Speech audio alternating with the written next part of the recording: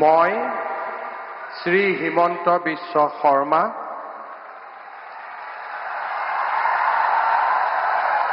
ঈশ্বৰৰ নামত শপত লওঁ যে বিধিৰ দ্বাৰা স্থাপিত ভাৰতৰ সংবিধানৰ প্ৰতি মই প্ৰকৃত বিশ্বাস আৰু আনুগত্য পোষণ কৰিম।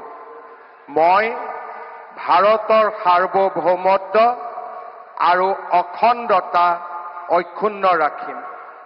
মই অসমৰ মুখ্যমন্ত্ৰী হিচাপে মোৰ কৰ্তব্য বিশ্বস্ততাৰে আৰু শুদ্ধ অন্তঃকৰণেৰে সম্পাদন কৰিম আৰু মই ভয় বা পক্ষপাত, অনুৰাগ বা বিদ্বেষ নোহোৱাকৈ সংবিধান আৰু আইন অনুসাৰে সকলো শ্ৰেণীৰ লোকৰ প্ৰতি ন্যায় আচৰণ কৰিম।